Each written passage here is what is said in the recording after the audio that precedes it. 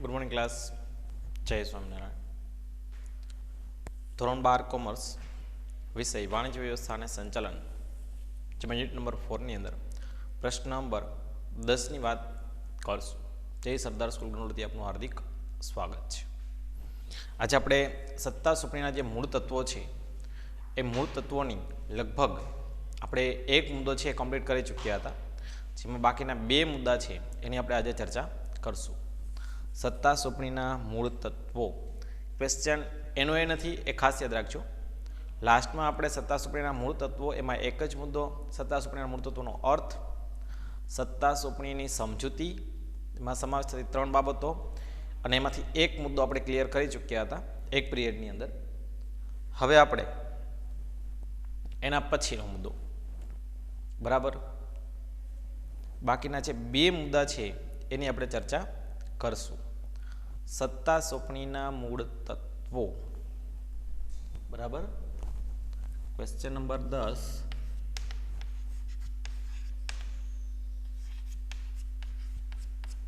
સત્તા સોંપણીના મૂળ તત્વો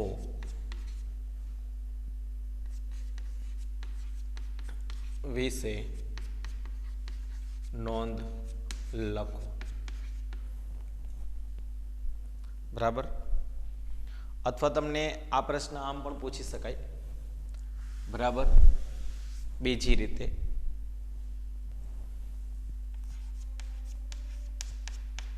સત્તા સોંપણી વિશે નોંધ લખો.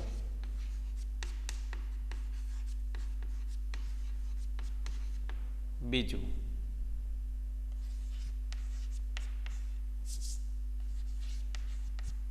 ઉત્તરદાયિત્વ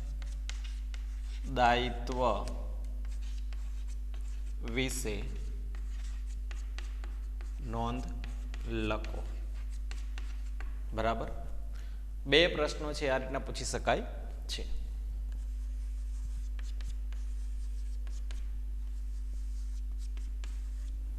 હવે મિત્રો ખાસ યાદ રાખજો, આપણે આગળ જો કે વિષય સમજાવેલું જ છે કે સત્તા સોંપણીના મૂળ તત્વો છે એ કેટલા છે અને ક્યાં ક્યાં. તો સત્તા સોંપણીના મૂળ તત્વો છે એ 3 છે. સૂત્ર હતું આપણું જ, સ અને ઉ. જવાબદારીની સોંપણી, સત્તાની સોંપણી, અને છેલ્લો મુદ્દો ઉત્તરદાયિત્વ. રેડી? તો આજે કઈ મુદ્દાઓ છે 3, એ 3 મુદ્દાઓમાંથી તમને એક વિકલ્પ તરીકે પણ પૂછાઈ શકે, એક વાક્યના પ્રશ્ન તરીકે પણ પૂછાઈ શકે, બરાબર. તો આ રીતના આપણી પાસે જે કંઈ જોવા મળતા જે કંઈ પ્રશ્નો છે એ પ્રશ્નોની અંદર બે મુદ્દા આપણે જે બાકી રાખેલ હતા એની આપણે વિસ્તૃત આજે ચર્ચા કરશું, બરાબર. જેમાં જવાબદારીની સોંપણી, ઉત્તરદાયિત્વ અને સત્તાની સોંપણી. જવાબદારીનો સોંપણીનો જે મુદ્દો છે આપણે લાસ્ટ પિરિયડની અંદર શીખી ગયેલ છે, બરાબર. તમને ઘણીવાર એ પણ સૂચના આપવામાં આવે છે, તો પ્રશ્ન પૂછવામાં આવે છે કે ભાઈ સત્તા સોંપણીના મૂળ તત્વો વિશે નોંધ લખો. તો આ પ્રશ્ન તમને પૂછવામાં આવે ત્યારે તમારે માત્ર ને માત્ર 3 જે કંઈ મુદ્દાઓ છે એ મુદ્દાની ડેફિનેશન સાથે એક મુદ્દો એક્સ્ટ્રા તમારે રાઇટ કરવાનો રહેશે, બરાબર. ટૂંક નોંધ લખો સત્તા સોંપણીના મૂળ તત્વો. આવો પ્રશ્ન પૂછવામાં આવે તો તમારે જવાબદારીની સોંપણી, સત્તાની સોંપણી, બરાબર, ને ઉત્તરદાયિત્વ 3 મુદ્દા તમારે દર્શાવવાના રહેશે. પણ ઘણીવાર એક્ઝામની અંદર તમને એવું પણ પૂછે કે ઉત્તરદાયિત્વ વિશે નોંધ લખો અથવા તો સમજાવો 3 માર્ક્સની અંદર, બરાબર. તો ઉત્તરદાયિત્વ વિશે આપણે વિસ્તૃત માહિતી મેળવશું અને સત્તા સોંપણી વિશે પણ વિસ્તૃત માહિતી મેળવીએ, બરાબર. સત્તા એટલે હુકમો આપવા અને તેનું અમલ થાય છે કે નહીં તે જોવું, બરાબર. પહેલા આપણે સત્તા સોંપણીના મુદ્દાની વાત કરીએ. સત્તા સોંપણી, બરાબર.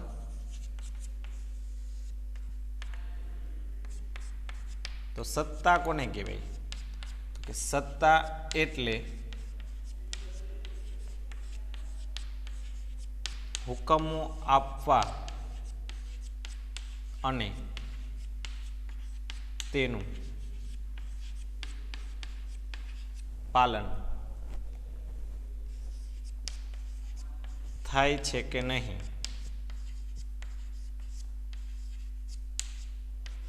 તે જોવું, એટલે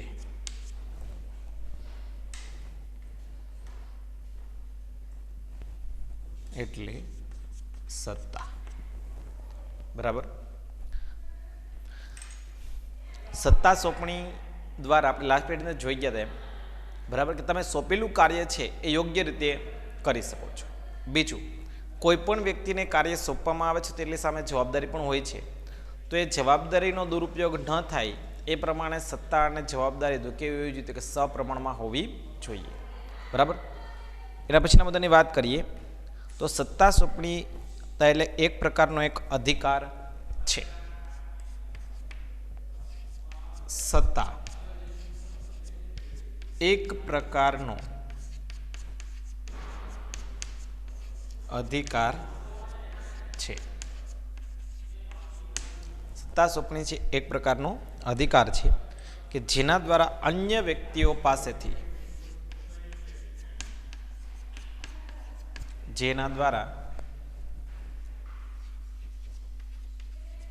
અન્ય વ્યક્તિઓ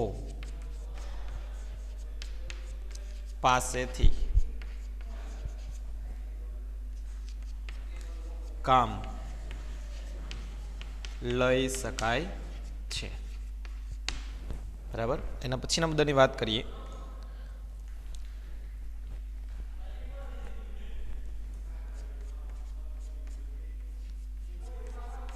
સત્તા સોંપણી એ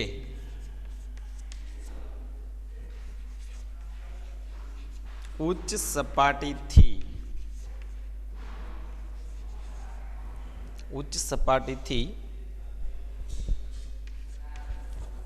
નિમ્ન સપાટી તરફ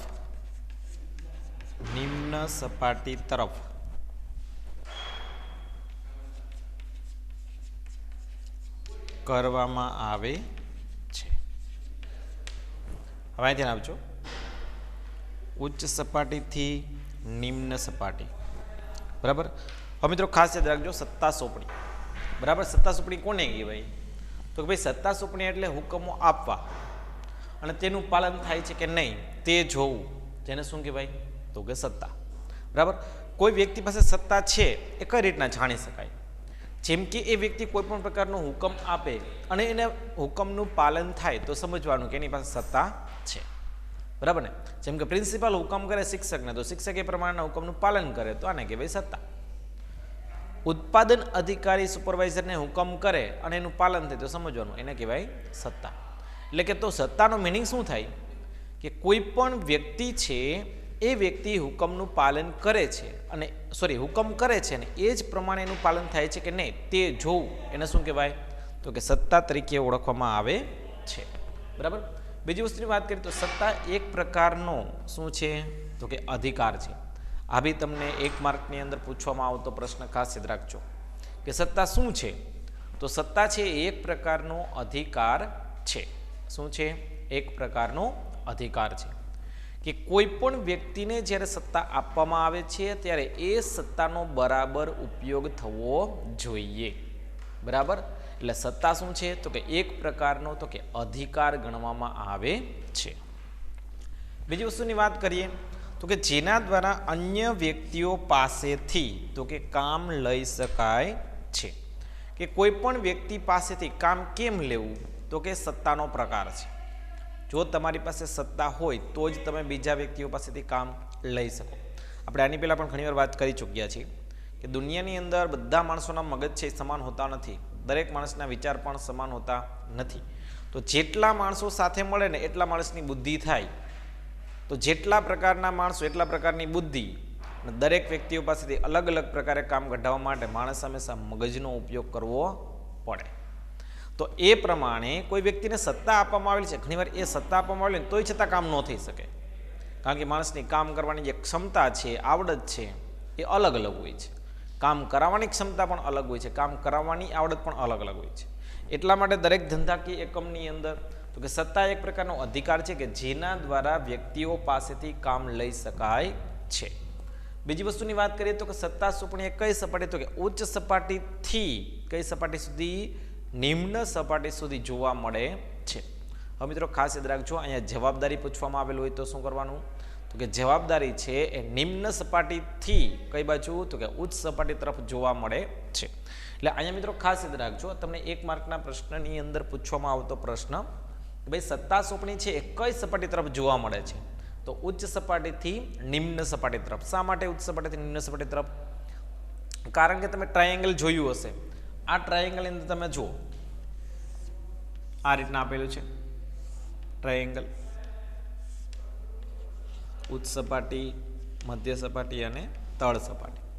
સૌથી વધારે સત્તા તો કે ઉચ્ચ સપાટીએ, એનાથી ઓછી સત્તા તો કે મધ્ય સપાટી. સત્તા જ નહીં, માત્ર કામ જ કરવાનું. કઈ સપાટી? તો કે તળ સપાટી. બરાબર ને? તો આ જે વસ્તુ જોવા મળે છે એ ઉચ્ચ સપાટી, મધ્ય સપાટી અને તળ સપાટી, એટલે સત્તાનો પ્રવાહ કઈ રીતના જોવા મળ્યો? તો કે ઉચ્ચ સપાટીથી નિમ્ન સપાટી તરફ જોવા મળે છે. તો જવાબદારી તો કે સૌથી વધારે જવાબદારી તળ સપાટીની, એનાથી જવાબદારીનું પ્રમાણ તો કે ઊંધું. બરાબર ને? અહીંયા વધુ, અહીંયા એનાથી વધુ, અહીંયા એનાથી નહીં વધુ. બરાબર ને? જવાબદારીની સોંપણી કઈ હતી? નીચેથી ઉપર તરફ. જ્યારે સત્તાની સોંપણી કઈ રીતના છે? ઉપરથી નીચે તરફ. બરાબર? એટલે 1 માર્કના પ્રશ્નની અંદર વિકલ્પમાં પૂછવામાં આવતો પ્રશ્ન ખાસ યાદ રાખજો કે જવાબદારીની સોંપણી કઈ રીતના જોવા મળે છે. બરાબર? તો નીચેથી ઉપર તરફ. જ્યારે સત્તાની સોંપણી કઈ રીતના જોવા મળે છે? તો કે ભાઈ ઉચ્ચ સપાટીથી નિમ્ન સપાટી તરફ.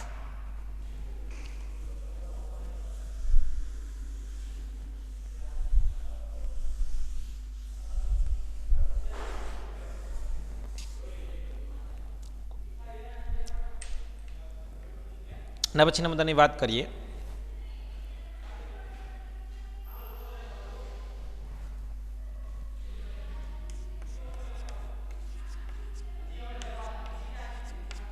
સંચાલકો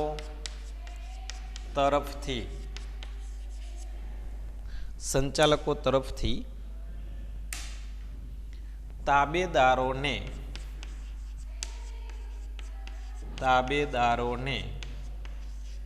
જે સત્તા સોંપવામાં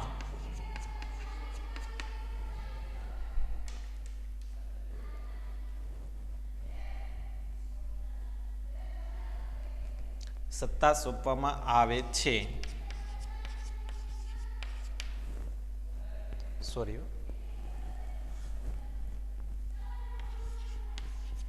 જવાબદારી સોંપવામાં આવે છે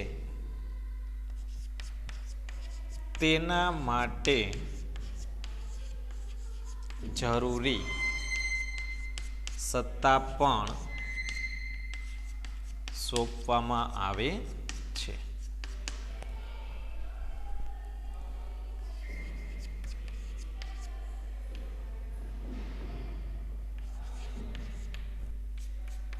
એના પછીની વાત કરીએ. દાખલા તરીકે માર્કેટિંગ મેનેજરને તેના વિભાગ માટે આપવામાં આવતી સત્તા. દાખલા તરીકે માર્કેટિંગ મેનેજરને તેના વિભાગ માટે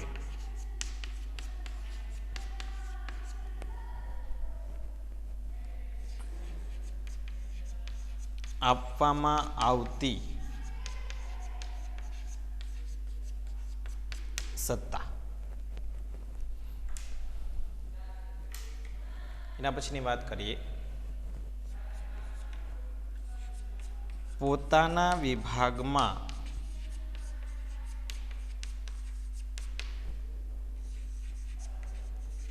અન્ય કર્મચારીઓની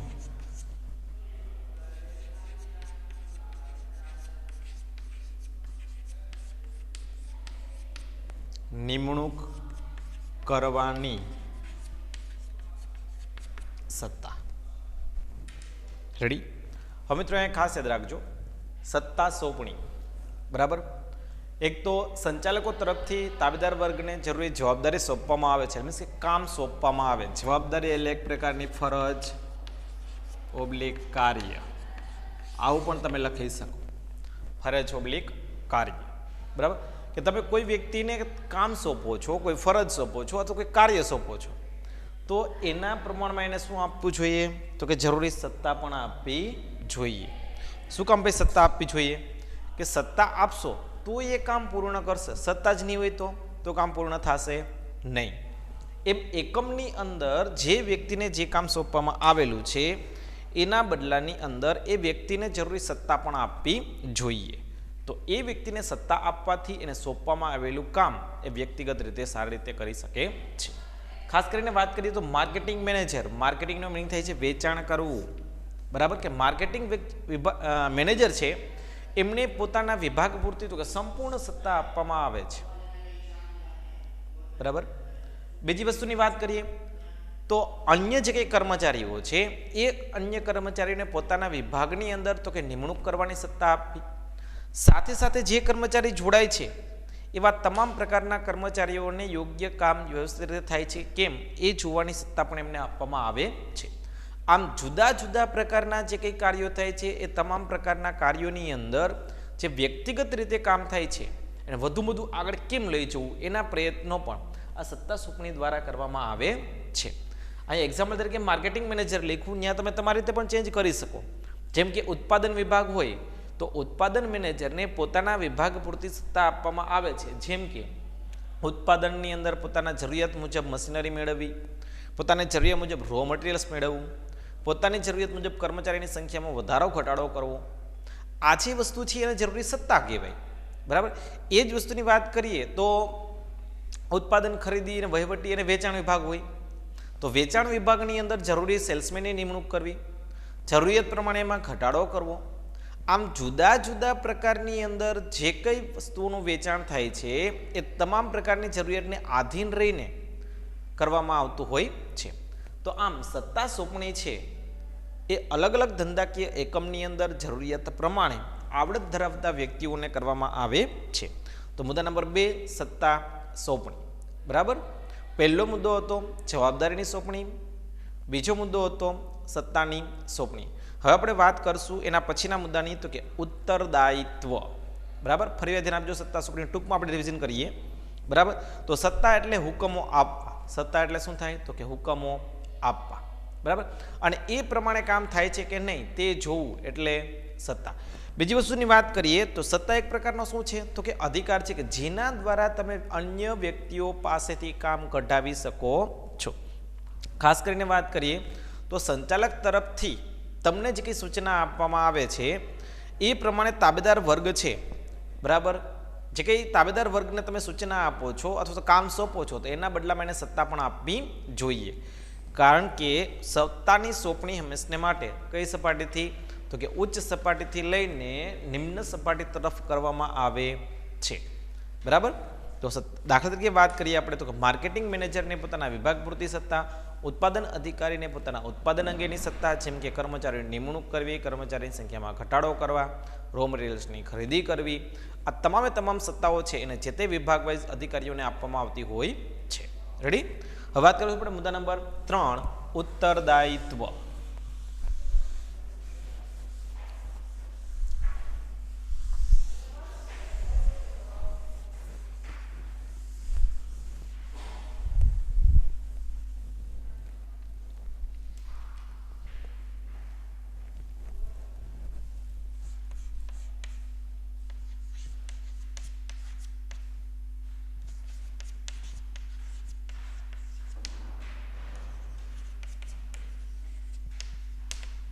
ઉત્તરદાયિત્વ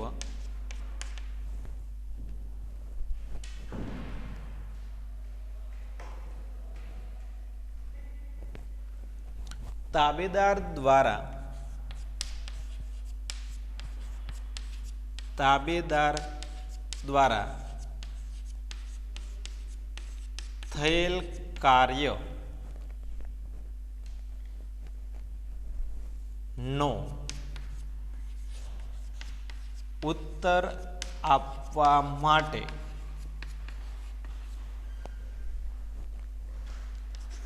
તરતનો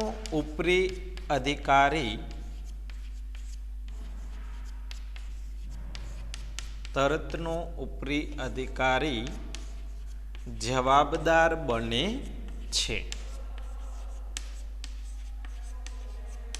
જેને ઉત્તરદાયિત્વ કહે છે. આ તો આપણો અર્થ. હવે એના પછીની માહિતી જોઈએ.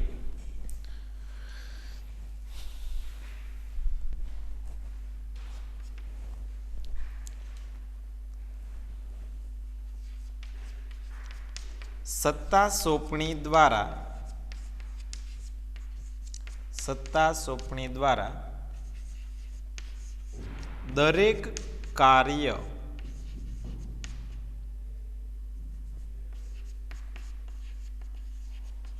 વ્યવસ્થિત થઈ શકે તે માટે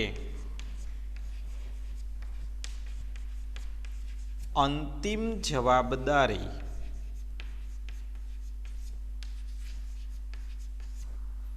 ઉપરી અધિકારીની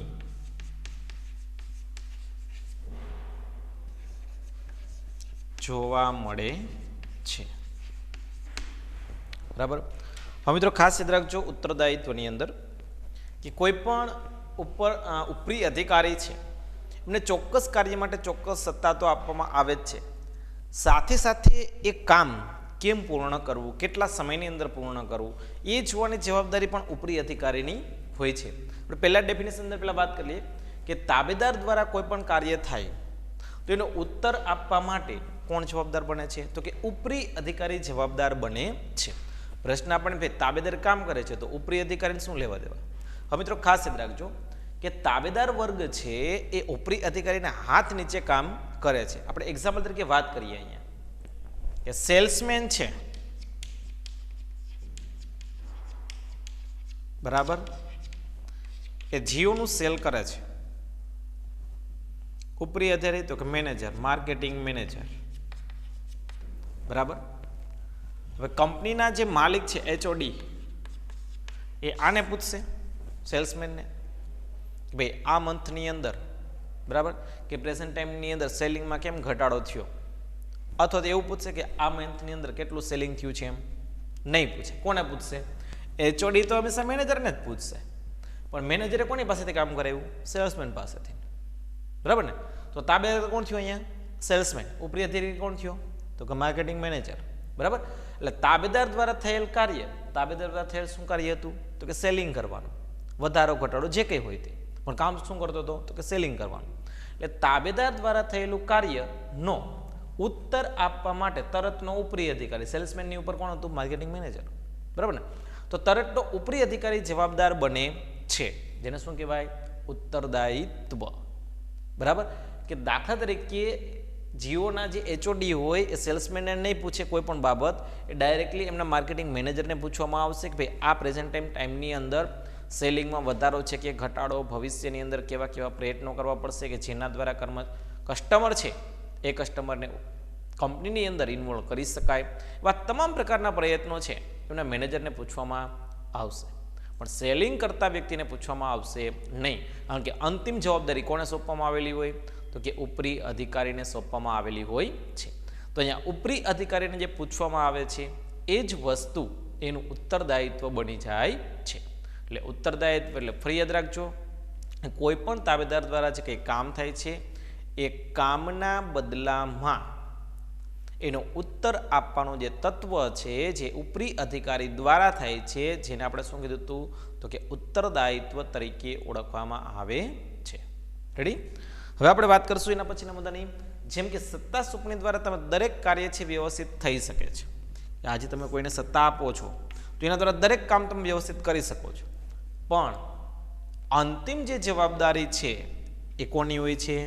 તો કે ભાઈ ઉપરી અધિકારીની જોવા મળે છે. એનું એ જ ઉદાહરણ આપણે અહીંયા રાખશું. જેમ કે આપણે વાત કરી કે તમને સત્તા સોંપી, એચઓડીએ અહીંયા સત્તા સોંપી દીધી. કોને? તો માર્કેટિંગ મેનેજર. તમે ઈચ્છા થાય એ પ્રમાણે વસ્તુનું સેલિંગ કરો, પણ સેલિંગ થવું જોઈએ. આ એક સૂચના, હુકમ જે કહી ગયો એ પ્રમાણે એને કહેવામાં આવ્યું. એટલે માર્કેટિંગ મેનેજર છે એ સૂચના આપેલી સેલ્સમેનને, સેલ્સમેન છે એ વસ્તુનું સેલિંગ કરે છે.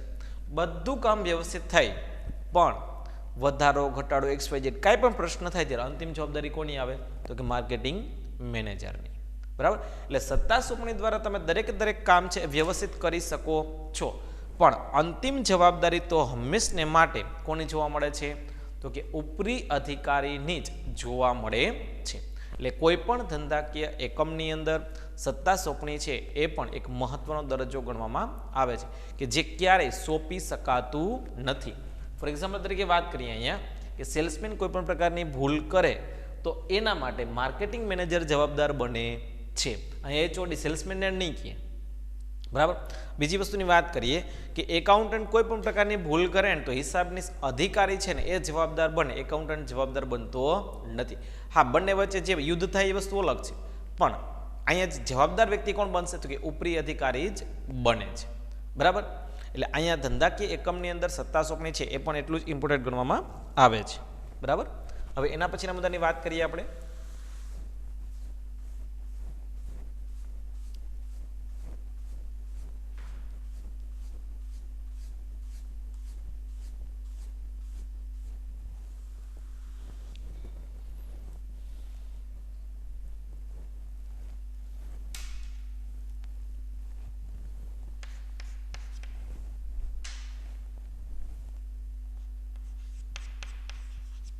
તાબેદાર કર્મચારીને કામ સોંપ્યા બાદ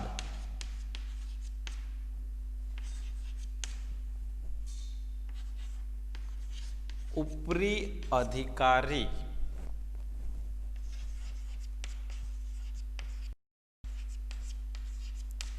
પોતાના કાર્યમાંથી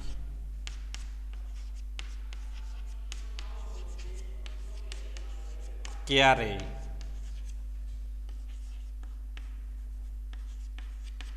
છટકી શકતો નથી.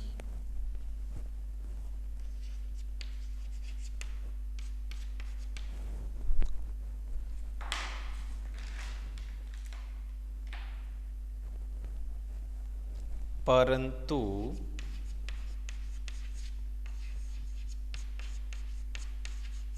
અંતિમ જવાબદારી તો ઉપરી અધિકારીની જ રહે છે.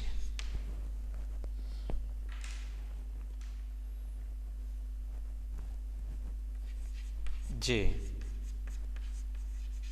સોંપી શકાતું નથી, જેને ઉત્તરદાયિત્વ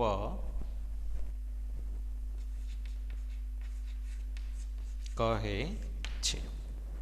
બરાબર મિત્રો. હવે એના પછી છેલ્લા મુદ્દાની વાત કરીએ આપણે.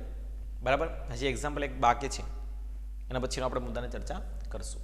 બરાબર. તો ઉત્તરદાયિત્વ કે કોઈ પણ તાબેદાર વર્ગ હોય એ તાબેદાર કર્મચારીને તમે કામ સોંપો છો, એનો મતલબ એવો નથી કે સંપૂર્ણ જવાબદારી કોની? તો કે તાબેદારની. આજે પટ્ટાવાળાને કોઈ પણ તમે કામ સોંપી દીધા પછી એ ક્લાર્ક, પ્રિન્સિપાલ, શિક્ષક એ પોતાની જવાબદારીમાંથી ક્યારેય છટકી શકતા નથી. યાદ રાખજો, અંતિમ જવાબદારી તો કોની હોય? તો કે ઉપરી અધિકારીની જોવા મળે છે. ખાસ કરીને વાત કરીએ કે ધંધાકીય એકમની અંદર બરાબર ઉત્પાદન અધિકારી છે. આ ઉત્પાદન અધિકારીને સૂચના આપવામાં આવી કે ઉત્પાદનની અંદર 100 નંગ વસ્તુઓનું વધારો કરવો. બરાબર. ઉત્પાદન અધિકારીએ તો કે સુપરવાઇઝરને સૂચના આપી. સુપરવાઇઝરે તો કે એની નીચે જે કામદાર વર્ગ છે કામદારને સૂચના આપી.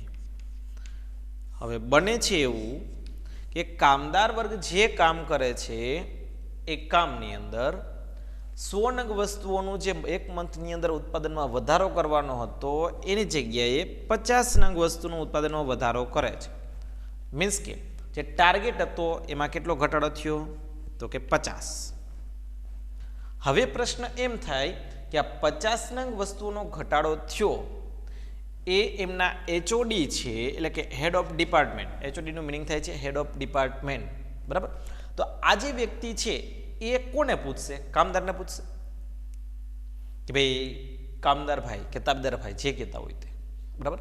તામદારભાઈ, તમે આજે વસ્તુનું તો ખરેખર 100 નંગ વસ્તુનું ઉત્પાદન કરવાનું, તો આપણે 50 કેમ થયા, ઘટાડો થયો? એનું કારણ શું? રો મટીરિયલ્સ ઓછું હતું, મશીનરીમાં ખામી હતી, કયા પ્રકારનો પ્રશ્ન હતો? આ પૂછશે તો એ કોને? તાબેદાર વર્ગને પૂછશે? નહીં. કોને પૂછવામાં આવશે? તો કે એ સીધા ઉપરી અધિકારીને જવાબદાર બને છે. બરાબર, ઉપરી અધિકારીને જ પૂછવામાં આવશે કે ભાઈ આ મંથની અંદર આપણે 100 નંગ વસ્તુઓનું વેચાણ કરવાનું હતું અથવા તો ઉત્પાદન કરવાનું હતું, તેમાં ઘટાડો કેમ થયો? હવે ઉપરી અધિકારી એમ નહીં કે મેં તો સુપરવાઇઝરને કહી દીધું હતું, સુપરવાઇઝર કે મેં તો કામદાર વર્ગને કહી દીધું ભાઈ નંગનું ઉત્પાદન થવું જોઈએ, આવું હાલે નહીં ચાલે. યાદ રાખજો, ક્યારેય કોઈ પણ વ્યક્તિ ઉપરી અધિકારી છે એ જ જવાબદાર બનશે. એચઓડી સીધા ઉપરી અધિકારીને જ પૂછશે, મીન્સ કે ઉત્પાદન અધિકારીને જ પૂછશે અને એ જ વ્યક્તિ સંપૂર્ણ જવાબદાર બને છે. આ વ્યક્તિઓ પાસેથી કામ કેમ કઢાવવું એ ઉત્પાદન અધિકારીની જવાબદારી હોય છે. એટલે એચઓડી હંમેશને માટે ઉત્પાદન અધિકારીને જ જવાબદાર બને છે. બરાબર, બીજી વસ્તુની વાત કરીએ તો ઘણી બધી મલ્ટીનેશનલ કંપનીઓ છે, એની અંદર ઘણા બધા પ્રયોગો એવા કરવામાં આવતો કે ભાઈ આટલી મોટી સેલેરી હોય. એક મેં તમને પહેલાં કદાચ વાત કરી હતી કે રિલાયન્સ કંપનીના જે સીઈઓ છે એ સીઈઓનો પગાર લગભગ વાર્ષિક કરોડોની અંદર છે. એટલે પર ડે 8 લાખ રૂપિયાનો પગાર છે એનો, 8 લાખ રૂપિયા. બરાબર, કલાકની ગણતરી કરો ને લગભગ 10 થી 12 હજાર ગણતરી થાય. બરાબર, 1 કલાકની અંદર. તો આટલી જગ્યાએ સેલેરી એને મળે છે. પ્રશ્ન આપણે એ માણસ છે ને આપણે માનતો એને ડિફરન્સ એટલો બધો શું કામ આપ્યો? એમ સૌથી ઇમ્પોર્ટન્ટ બાબત છે ને કામ કઢાવવાની રીત. આ મગજમાં રાખજો કે માણસ છે બીજા વ્યક્તિઓ પાસેથી કામ કઈ રીતે લે છે એ જ ઇમ્પોર્ટન્ટ ગણવામાં આવે છે. ઘણી બધી કંપની એવી છે કે જે ટોચ ઉપર જે હોદ્દાઓ ઉપર બેઠેલા વ્યક્તિઓ છે ને એને ઇન્ટરવ્યુમાં શું પૂછતા હશે આપણને પણ ક્યારેક વિચાર આવતો હોય. બરાબર, અને એકવાર બને છે પણ એવું એક વ્યક્તિ છે ને પૂછે કે તમને ઇન્ટરવ્યુમાં શું પૂછવામાં આવે એમ. બરાબર, તો એના ઇન્ટરવ્યુની અંદર વાત કરવામાં આવે છે કે ભાઈ આવડી મોટી ટોચ ઉપર બેઠા હોય તમે, બરાબર, તો તમને ઇન્ટરવ્યુમાં શું પૂછે કે ઇન્ટરવ્યુની અંદર અમારા ડિગ્રી સાથેનો કોઈ મતલબ હોતો નથી, તમારા એક્સપિરિયન્સ સાથે કોઈ મતલબ હોતો નથી, માત્ર તમને એટલું જ પૂછવામાં આવે છે કે તમારી લાઈફની અંદર તમને જ્યારે કોઈ મુશ્કેલ પરિસ્થિતિ હતી ત્યારે મુશ્કેલ પરિસ્થિતિમાં સોલ્યુશન તમે કેમ કર્યું, બસ એનું વર્ણન કરો. આપણે એમ થાય કે આવો પ્રશ્ન પૂછતા હશે અને હકીકતે એવું બને છે. મલ્ટીનેશનલ કંપનીઓની અંદર ઉચ્ચ હોદ્દા ઉપર હોય ત્યારે એમની ડિગ્રીઓ એ બરાબર જુએ છે જનરલ રીતે, એમ એક્સપિરિયન્સ પણ જુએ જનરલ, પણ એ માણસનો મગજ છે એ કઈ રીતના કામ કરે છે, માણસો પાસેથી કઈ રીતના કામ કઢાવે છે એ સૌથી ઇમ્પોર્ટન્ટ છે.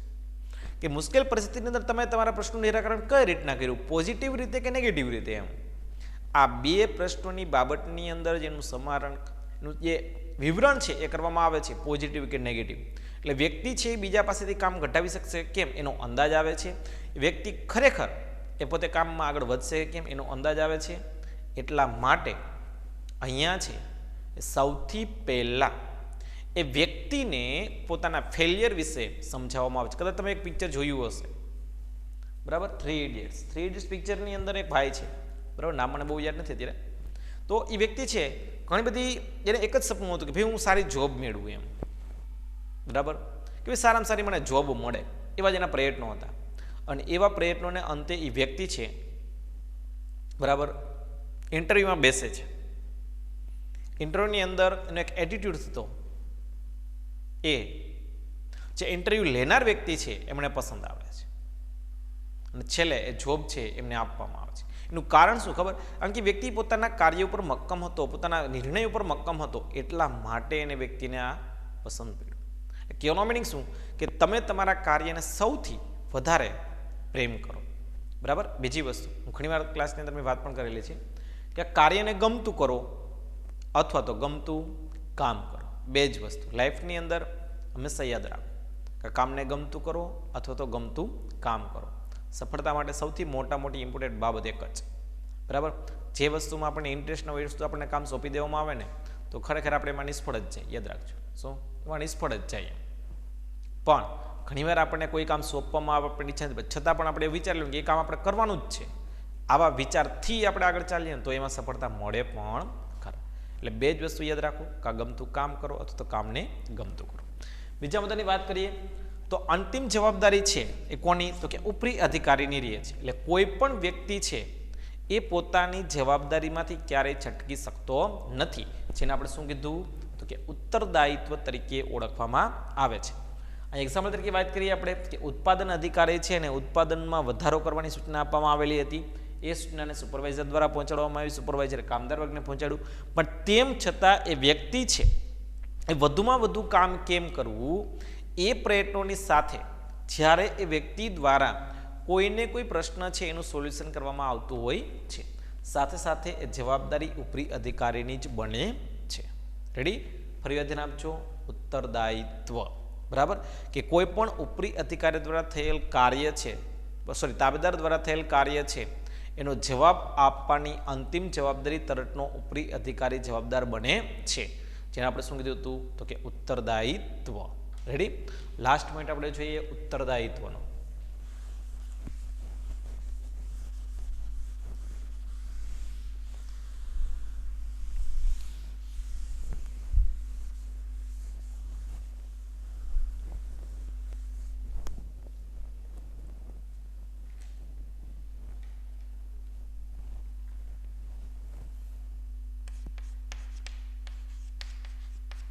દાખલા તરીકે હિસાબ અંગેની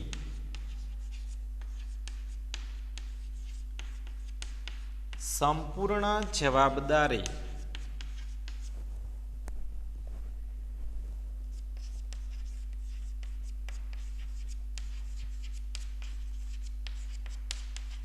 હિસાબ અધિકારીની હોય છે.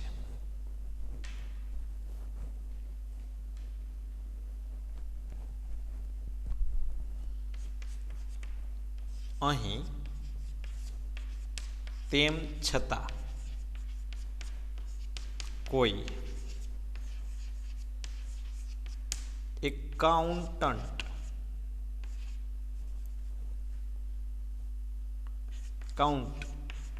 ભૂલ કરે તો પણ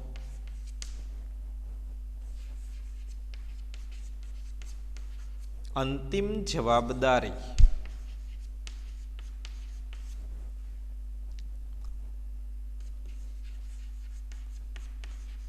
હિસાબ અધિકારીની જ રહે છે. આમ દરેક ધંધાકીય એકમમાં